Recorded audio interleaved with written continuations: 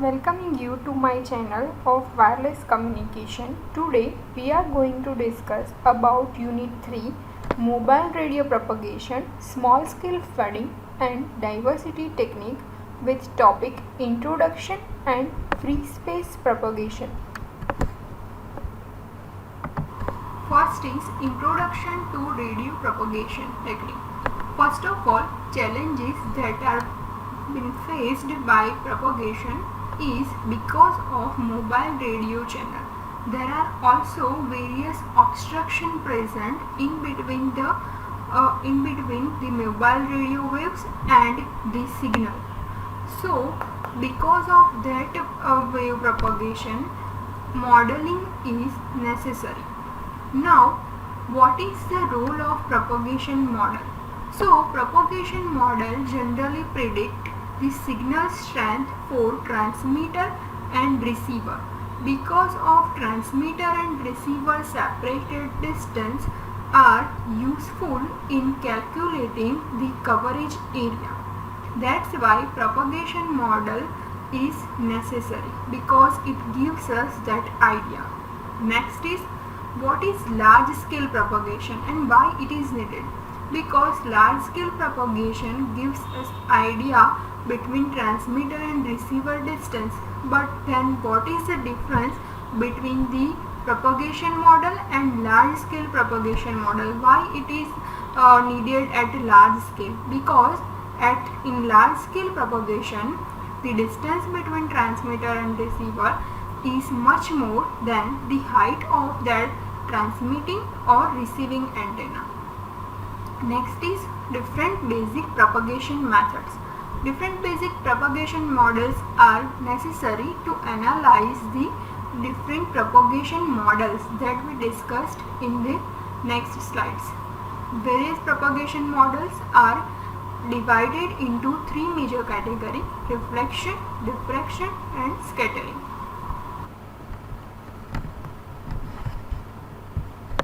Now let's see about the basic propagation models one by one, about reflection, diffraction and scattering. So as you see in this figure, that in figure number 1, that the reflection takes place in the electromagnetic wave whenever the object is hit by the larger dimension as compared to the wavelength of propagation wave. As you can see in the figure that the building is shown and the wave is hit by the object and its dimension is larger than the wavelength of the propagating wave. So in this, reflection occurs. Now if we talk about the diffraction, then if please see the figure that in diffraction case, when radio path between transmitter and receiver is obstructed by the surface with the sharp edges, then diffraction occurs. While in case of scattering, it occurs when the wave hits by the rough surface, then the energy will be scattered or reflected in different directions. So these are the three different basic propagation methods.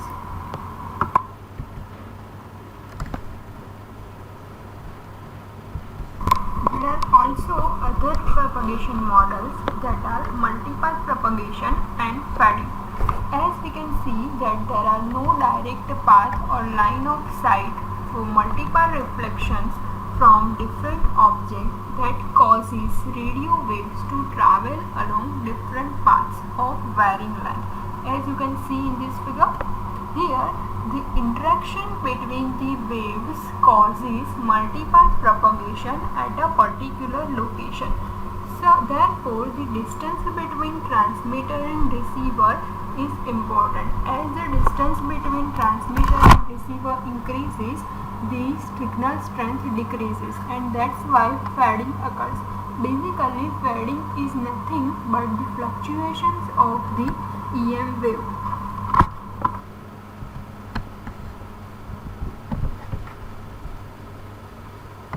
Various propagation models.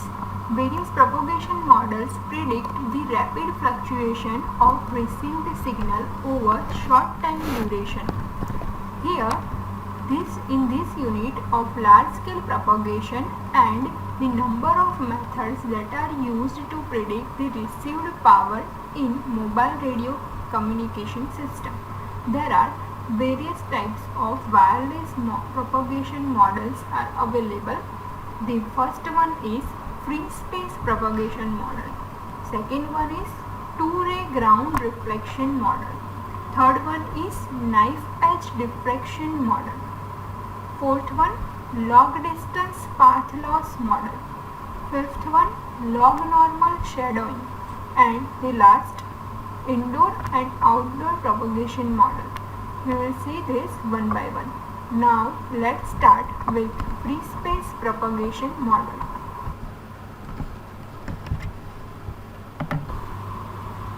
Free space propagation model. Free space propagation model, first question is why it is needed or when it is needed. So it is generally used when the transmitter and receiving antenna has the clear line of sight in between them, means there is no obstruction present in between transmitting and receiving antenna. Next is, it is used to measure the received signal strength, means basically it is used to find out the received power. For this purpose, Friis transmission formula is used. According to Friis transmission formula, PR is given by PR is equal to PTGTGR lambda square upon 4 pi square d square, where PT is transmitting power, GT gain of transmitting antenna, GR gain of receiving antenna, lambda wavelength 4 pi, it is constant, and D means distance between transmitting and receiving antenna. Here L denotes the loss factor. By default, in the example, if the value of L is not given, you should take it to unity. Now, if you have to find out the gain of antenna, then it is given by G is equal to 4 pi AE upon lambda square, where AE is effective aperture of antenna. Again 4 pi is constant and lambda is the wavelength of antenna. The next, if you want to find out the wavelength, then it is given by lambda is equal to C by F, where C is the free space velocity, means 3 into 10 raised to 8 meter per second, and F means operating frequency. If you have the angular frequency, then the lambda or wavelength can be found out using this equation, 2 pi C upon omega C.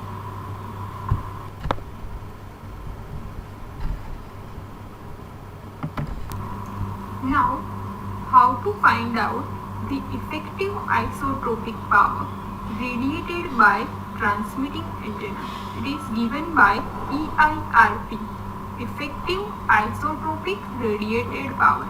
It is given by PT into GT, means multiplication of transmitting power into gain of transmitting antenna.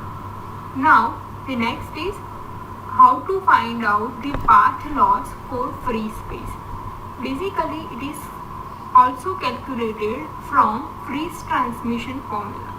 Now, as we know that if according to Friis transmission formula, PR is equal to PTGTGR into lambda square upon 4 pi square d square. Now, using this equation, we can also find out the path loss. In this equation, the term TT into GT into GR is kept constant, and here the 4 pi square d square upon lambda square denotes the path loss. So basically it is in logarithm form, it is given by 10 log of PT upon TR or minus 10 log lambda square upon 4 pi square d square. You can also written it like tan log of 4 pi d upon lambda square.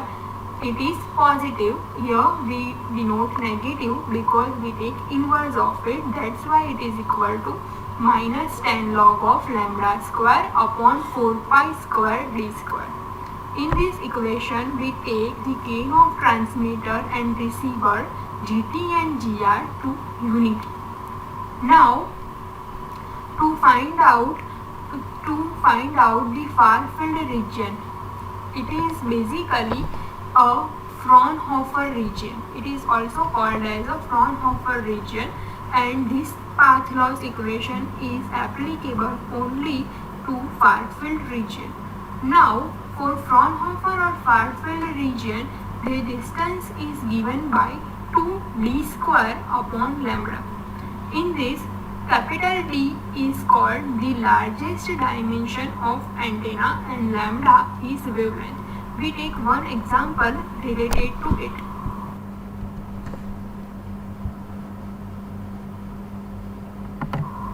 Let's take one example to find out the Fraunhofer region. Consider this question. Find the far field region for antenna with maximum dimension of 1 meter and operating at 600 MHz frequency. So for this, first of all, maximum distance is given or maximum dimension is given, means capital D is given. D is equal to 1 meter. Operating frequency is given, that means F is equal to 600 MHz.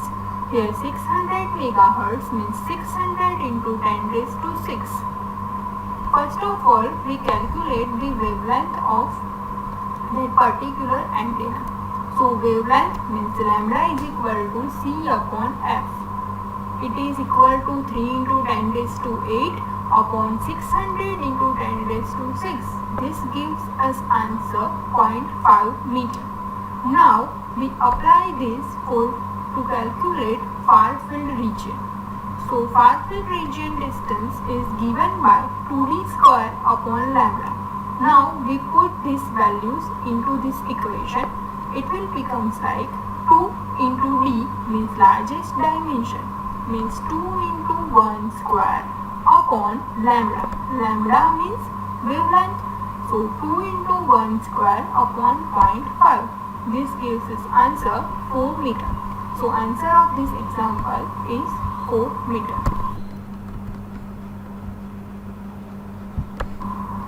Now let's take another example related to it. If the transmitter produces a 50 watt power, then express transmit power in units of dBm and dB volt. If 50 volt is applied to unity gain antenna operating at 900 MHz, then find received power in dBm. First of all, we find out the transmit power in unit of dBm. For this, you have to apply the equation tan log of Pt upon 1 millivolt. Here we divide the transmit power by 1 millivolt because we have to find out it in dB milli. That's why we divide it with 10 raised to minus 3.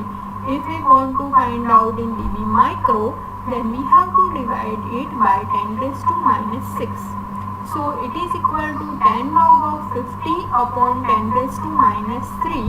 So this gives us answer 46.98 dBm. Now to find out the transmit power in dB volt. So again we use the same equation, tan log of Pt. Here in volt answer is asked. So we simply divide it by 1 volt. So this gives us tan log of 50, which is equal to 70 dB volt.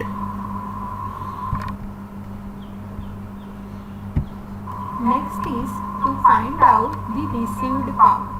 Received power can be calculated using Friis transmission formula, which is given by PR is equal to PT GT GR lambda square upon 4 pi square d square that we discussed earlier in this lecture.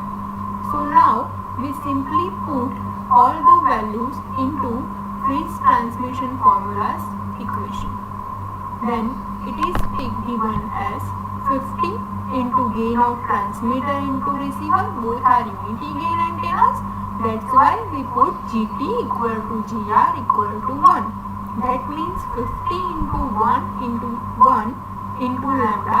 Lambda is 0.33, means 1 upon 3 square upon 4 pi 4 into 3.14 square into d square. Here distance between transmitter and receiver antenna is 100. That's why 100 square. So it gives us answer 3.5 into 10 raised to minus 3 millivolt. If we want to calculate in dBm, then simply divide the answer by 10 raised to minus 3 and take log of it. So it gives us answer minus 24.55 dBm. If you have any questions regarding this session, you can ask me at my email ID. Thank you for watching.